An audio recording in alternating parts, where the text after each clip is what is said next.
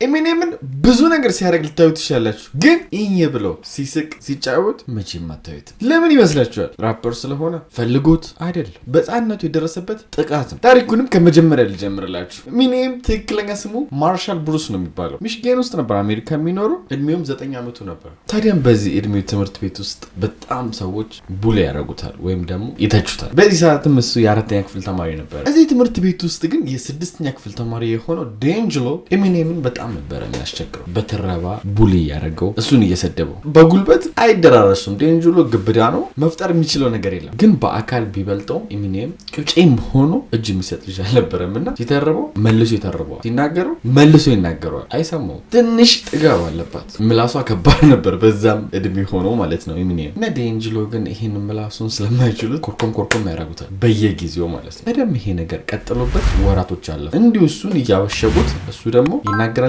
ከዛ ይመቱታል። ታዲያም ግን አንድ ቀን በ1982 እንደ ፈረንጆች አቆጣጠር ማለት ወቅቱ በጣም በረዶማ ነበረ። ታዲያም በዚህ በረዶ ግቢ ውስጥ ሆኖ እየተጫወቱ ነው ተማሪዎቹ ማለት ነው፣ እዛው ትምህርት ቤት ውስጥ። በመሀል ግን እየተጫወቱ ማርሻልን ወይም ደግሞ ኤሚኔምን ያዩታል። ዴንጅሎም በረዶ እየተወራወሩ ነበርና እዛ በረዶ ውስጥ ድንጋይ ይጨምራል፣ ይሸፍነዋል በበረዶ።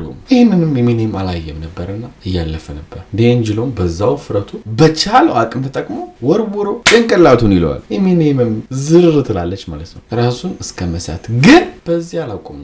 እነ ዴንጅሎ ይመጡና ከጓደኛው ጋር እሱ መሬት ላይ በሆነበት ቅጥቅጥ ያደርጉታል። ይሄዱላቸውም በጣም ከመብዛቱ የተነሳ ደግሞ ከነጭራሹ ኤሚኔም መንቀሳቀስ ሁሉ ያቅተዋል። ያደረጉትንም ነገር ሲያዩ ብለው ብን ብለው ይሄዳሉ። ትንሽ ቆይቶም ማርሻል ይነቃል፣ ወደ ቤትም ይሄዳል። ቤት ሲሄድ ግን የቀጠቀጡት ጉዳቱ ከባድ ነበርና አንድ አይኑ በደንብ አይኑ፣ ከአንደኛው ጆሮ ደግሞ ደም እየፈሰሰ ነው። ይህን ነገር ደግሞ እናትየዋ ስታይ ወደ ሆስፒታል ወሰደችው። ሆስፒታል ሄዶም በሚታከምበት ሰዓት ጭንቅላቱ ላይ ሴሬብራል ኮንከሽን እንዳለበት ይነግራታል ዶክተሩ። እናም ይሄ በሽታ ደግሞ ዋና መንስኤው ምንድነው? ጭንቅላታቸው አካባቢ ስትመቱ ነው። በዚህ በሽታ ምክንያቱም እዛ ሆስፒታል ውስጥ ሆኖ ራሱን ሲስት፣ ሲነቃ፣ ነቃ ሲባል ደግሞ ሲስት፣ በጣም አስቸጋሪ ሁኔታ ውስጥ ሆኖ ነበር ያሳለፈው እኚህን 5 ቀናቶች ሆስፒታል ውስጥ። ከቀናቶች በኋላ ግን ኤሚኔም ተሻለው። ታዲያም የተሻለው የነበረበት ሁኔታ ነው እንጂ ከዛ ቀን በኋላ ተቀየረ። እናቱ እንዳለችው ከሆስፒታል ከወጣ በኋላ የጎዱት አካሉን ብቻ ሳይሆን ስሜቱንም በጣም ነው የጎዱት። በዚህም የተነሳ ከሰዎች ጋር መቀራረብ በጭራሽ አይፈልግም።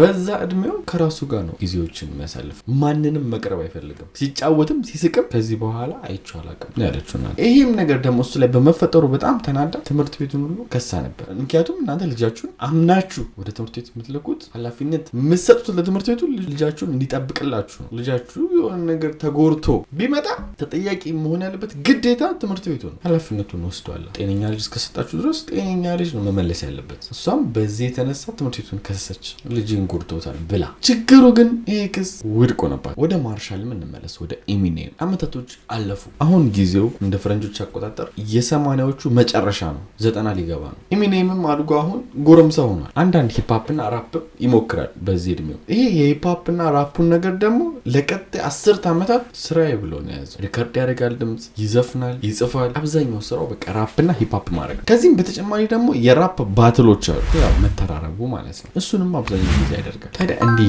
እየጣረ ባለበት ሰዓት በ1997 የሆነ ምሽት ላይ ለሱ ትልቅ እድል ይከፈታል። እድሜው በዛ ሰዓት 25 ደርሶ ነበር። ያ ምሽት እያደረገ የነበረው የራፕ ባትል ውድድር ነበር። ያው ተራባ ያልኳችሁ አይ ዶንት ኖ በአማርኛው በደንብ ለመግለጽ ስለማይመች ነው እንጂ ቀጥታ ተራባ ጋር እንዳታወድዱት። ይሄ በዘፈን ነው። የዚህ ራፕ ባትል ምሽት ቆንጆ ነበረ፣ ግን እንደ አሪፍነቱ አንደኛ አልወጣም፣ ሁለተኛ ነበር የወጣው በውድድሩ። እሱ በዛ ሰዓት ግን ለምን አንደኛ አልወጣውም እያለ ተበሳጭቷል። ግን እሱን የሚጠቅመው ትልቅ ነገር ምንድነው? እሱ እዛ ጋር ራፕ እያደረገ ባለበት ሰዓት ኢነርስኮፕ ውስጥ የሚሰራ ትንሽዬ ፕሮዲውሰር ነበር። ይሄ ትንሽዬ ፕሮዲውሰር ኤሚኔምን በፐርፎርማንሱ በጣም ነበር የወደደው። ሄዶም ኤሚኔም ጋር ማርሻል በጣም አሪፍ ነው ራፕክ፣ እስከዛሬ የሰራኸው አንዳንድ ካሉ ልታስዳምጠኝ ትችላለህ ይለዋል። ኤሚኔም ደግሞ በነገሩ በጣም ተናደው ነበር። ምክንያቱም ለምን ሁለተኛ ወጣው የሚለው ነገር ላይ ነው ያለውና ይኸው ከፈለክ አዳምጠው ብሎ ካሴት ይሰጠዋል። የራሱ ሪከርድ ያደርገው ነው ማለት ነው። ያ የሰጠው ካሴትም ኤሚኔም ስሊም ሼዲ ኢፒ ነው የሚባለው። ዋናው አይደለም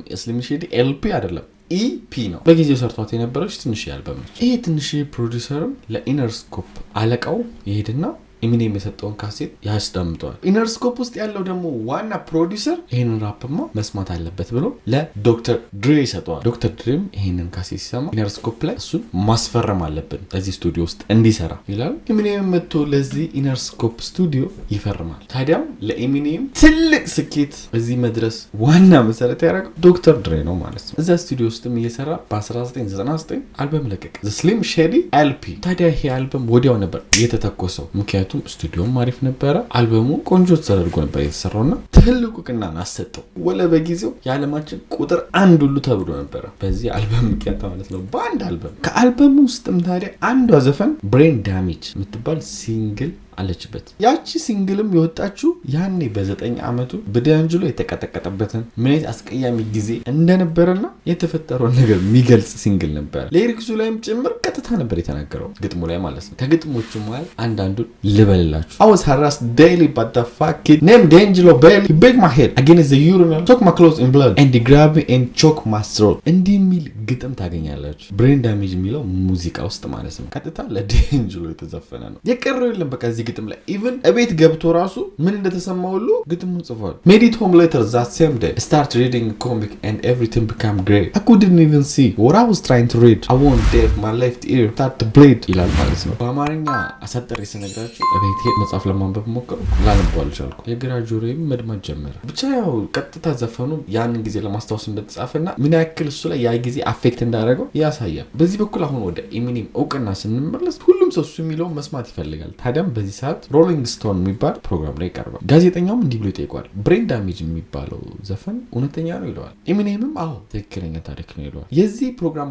ጋዜጠኛ ደግሞ ዴንጅሎን ማለትም ህፃኑን የቀጠቀጠውን ፈልጎ ያገኘዋል፣ በስልክም ይጠይቀዋል። ምክንያቱም እውነተኛነቱን ለማረጋገጥ ማለት ነው። በዴንጅሎ በዚህ ሰዓት አድጓል፣ ልጅ ወልዷል፣ ስራ የሚሰራው ጽዳት ምናምን ነው፣ የራሱን ህይወት ነው የሚኖረው። ከዚህ ስራ በተጨማሪ ደግሞ ልክ እንደ ኢሚኔም ራፐር መሆን የሚፈልግም አይነት ሰው ነው። የሮሊንግ ስቶን ጋዜጠኛ ደግሞ በዚህ በኩል ደውሎ ዴንጅሎ ያን ቀን የተፈጠረውን ነገር እስቲ ንገረኝ ሲሉ ምንም መጨመርልህ ነገር የለም፣ ባይዘው የሰማከው ነገር እንዳለ ትክክል ነው፣ ዘፈኑ እውነት ነው ይለዋል። ቀጥቅጠነዋል ኢሚኔም ብሎ ኮራ ብሎ ትልቅ ጀብድ እንደሰራ ይነግረዋል ማለት ነው ለጋዜጠኛው። ከዚህ ኢንተርቪው በኋላ 2 ዓመት አለፈ። አሁን 2001 ነው እንደ ፈረንጆች አቆጣጠር። ዴንጅሎም ኢሚኔም ያለበትን ሁኔታ አየ፣ እውቅናውን ምናምን። ኢሚኔም አሁን ላይ የሚገርም ታዋቂ ራፐር እንደ ዓለም አንደኛ በሚባል ሁኔታ ማለት ነው። እና ምን ብሎ አሰበ? በዚህ ሰውዬ ብር ማግኘት አለብኝ ብሎ አሰበ። ከዛስ ጠበቃ አዘጋጀና ክስ ከፈተበት ኢሚኔም ላይ $1 ሚሊዮን ካሳ እኔም መክፈል አለብክ ብሎ ኢሚኔምን ይከሰዋል። አስባችሁታል? ሰው ደብድባችሁ ቀጥቅጣችሁ ከዛ መልሳችሁ ያንን ሰው ስከሱት ማለት ነው። እንደውም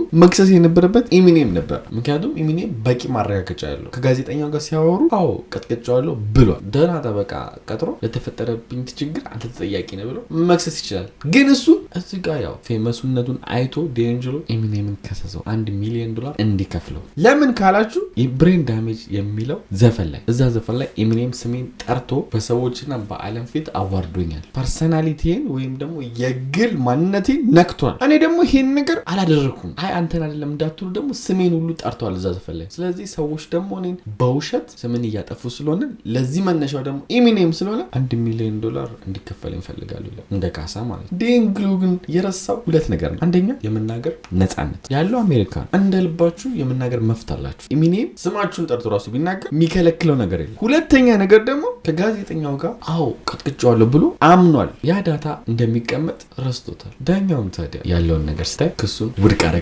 ውድቅ ያደረገችበት ደግሞ መንገድ በጣም የሚገርም ነው። ምክንያቱም የጻፈችለት የመጨረሻ ቃሉን በራፕ ነበረ። ኢሚኔም ምን ማለት ተጠያቂ እንዳልሆነ ማለት ነው። በጣም የሚገርም ዳኛ ነበረች። ይሄ እንግዲህ ከኢሚኔም ታሪኮች ውስጥ በጣም ትንሹ ነው። ኢሚኔም ለምንድን ነው እናቱ የሚጣላት? ኢሚኔም እና ማሽን ጋን ኬሊ በምን ተጣሉ? ኢሚኔም ከዚህ በኋላ ከ2001 በኋላ ምን ተፈጠረበት? ብዙ ስለ ኢሚኔም የምናወራው ነገር አለ። ሌላ ጊዜ በሰፊው ይዤላችሁ እመጣለሁ። እስካሁን ላይክ ካደረጋችሁ ይህን ቪዲዮ 11,000 ላይክ እንዲገባ አርጉት። ቀለል ያለ 11,000 ከዛ በላይ አልፈልግም። በሪሞት በምንም ማድረጋችሁ ማለት ነው። ሜምበር መሆንም ከፈለጋችሁ ጆይን በሉ። ከታች ስማችሁን አጽፉ። ሜምበር ሆናችሁ በቀጣይ ቪዲዮ እንገናኛለን። ወዳችኋለሁ። ባይ